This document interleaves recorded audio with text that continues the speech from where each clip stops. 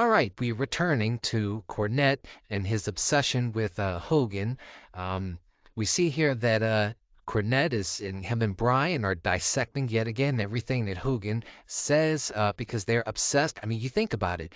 Nearly a day goes by whenever Hogan does something, if he's doing an interview or whatever, that they're not on it. I mean, them and their fans, they obsess, they lie in wait. And this is what's weird.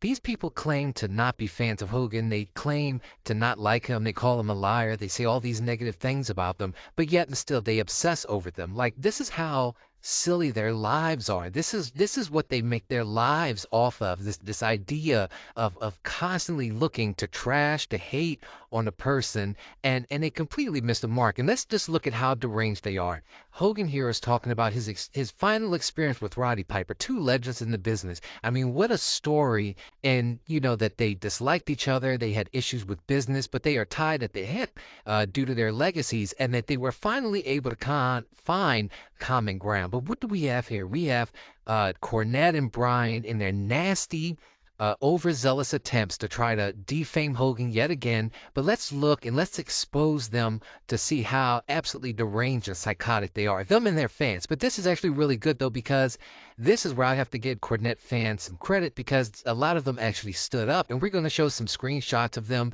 verifying that the reason why the text message came in late was because of a storm. And anybody who has different types of cell service will know that sometimes you do get texts late. They don't always come through on time. It's unusual, but it does happen. But apparently, and I don't know for sure, we're just going off of the comments, there was some weather issues which caused the text to come in late. But instead of looking at this remarkable thing where, for people that love wrestling fans, all they love to do is dog certain wrestlers and certain experiences. Here we have two legends in the business, and instead of celebrating them and the fact that they were able to get along, and even Roddy was looking for some kind of peace in his life, that all they can do is try to trash Hogan and ignore the beauty in the situation. They're monsters. They're just plain monsters.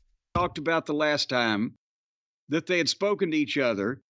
Do I believe that the voicemail came in after Roddy passed away? Yes. Do I believe the voicemail was generated or recorded after Roddy passed away? Oh, fucking come on. Well, let's go. This is another example of Jum with all of his, typical histrionics. And, he's like a mad woman there whenever Hogan says something, that isn't, 100% direct, clear, and proper. But apparently, this situation really rocked Hogan, and he looks at it almost like a spiritual thing. Yes, we all know that the message was recorded before Roddy died, but Hogan just received it late. And for him, he takes it in the context of almost like that it was something spiritual that, it came afterwards. But we all know that it didn't. And we know that he's not speaking definitively that it came magically or out of the blue or, or whatever. But Hogan is taking it as a spiritual thing. And I have no problem with that. It's just not a big deal to be all hype and excited about it, especially in a world of listening to professional wrestlers talk about things. Yeah, like, alien thing, like. We start alien thing. It spooked me out like alien thing. I don't even know. Yes, this is yet again another example where they're all excited. They're hanging off of his every word. I mean, how pathetic are these guys that they just constantly obsess over everything, every minute thing that this man says? I mean, you have to really think about it. Hogan cannot literally say a single thing that these guys will not deeply analyze to try to find a problem with. Hogan just said that it freaked him out, and the only way he related it to, like, it was, again, either supernatural or something surreal, like it just, and he related it to aliens. I mean, I don't even understand how to even really respond to their outrage about it because it's nonsense. I mean, who cares? People talk this way all the time. It's called hyperbole. We know that he doesn't think that aliens sent the message, but of course, Bryan and Cornette in their lame attempts at satisfying the silly bloodlust of their weirdo fan base, this is what they have to do. They have to try to find every little nugget of something and to really try to blast Hogan over, to really pile on this thing that Hogan is this obsessive liar. And Hogan has said some things that just are not true, and we're going to look at those in the future as well. We're going to look at the whole thing. We're going to expose that a lot of times that those people who call Hogan a liar, they're the actual liars. And so we're going to pull up a lot of receipts on a lot of different things. And I mean, Brian, you tell me, is the technology such that if you send a voicemail, it could be delayed a day or two? That could have been sent before Roddy passed away, or is Hogan completely yanking our chain and he got the voicemail and he came up with the story that it came in after Roddy passed away? What's your opinion here? I mean, here we go again. I mean, these guys are now they're discussing whether or not the text or voicemail could have came been late, and Brian. I mean, Cornette has to figure out his thoughts according to what Brian's opinion is. I mean, Cornette says, Brian, what's your opinion on this? And then Brian, because he can't just state the truth, like he can't just be legit and say that yes, it could come late. It's technology. We know that that has happened in real life. Instead, Brian has to take the situation and says, well, Hogan was twiddling his thumbs as if he was typing a text, in reference to what Roddy did. See, this is what I'm saying.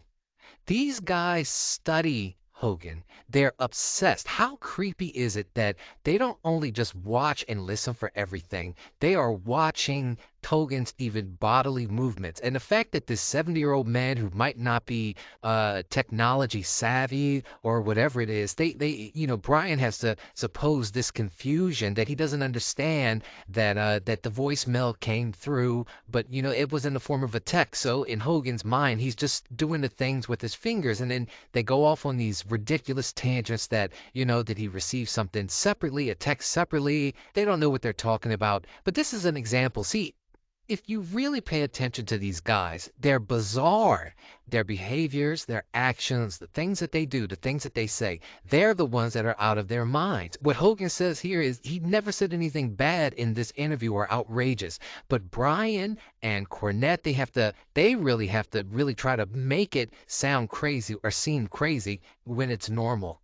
And there's something wrong with them. They're obsessive, and it's pathetic. It's pathetic, and it's weird that them and their fans, because I see it all across the internet. I'm in different groups. I'm on Facebook, and as a Hulk Hogan fan, I come encounter with these things, because I'm a Hulk Hogan fan, so I get recommended Hulk Hogan videos and Hulk Hogan posts, and it's amazing to me to see just how fast and obsessive these weirdos are. They are on it. They dissect it. There is no I that is not dotted or T that is crossed that they will not exploit when it comes to Hogan. And it's bizarre because if anybody is a real wrestling fan, this is how you know that these guys they're the guys who love the business, but they don't understand the business, and they talk a lot, but they don't get it.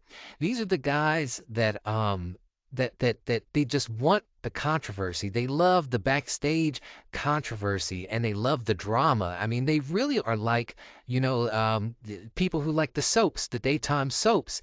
They're silly people. They're silly, obsessive, crazy people. And I just don't spend my time on things and people I do not like. So it's weird to me to see people who are so up and on the things that they supposedly don't like, or they get off in these weird little circle jerks, because they're all over each other whenever one of these new comments pops up. They can't help themselves. Here we are. Hogan says something. Let's dissect it so we have something to talk about, so we can make a name for ourselves off of this. Hey, it's bizarre. It's weird. It's obsessive. I mean, you have to think about it. Brian is now analyzing Hogan's hand movements to try to find answers, to try to rectify some idea in his head about why this text came in late. There's something seriously, seriously deranged and wrong with these people.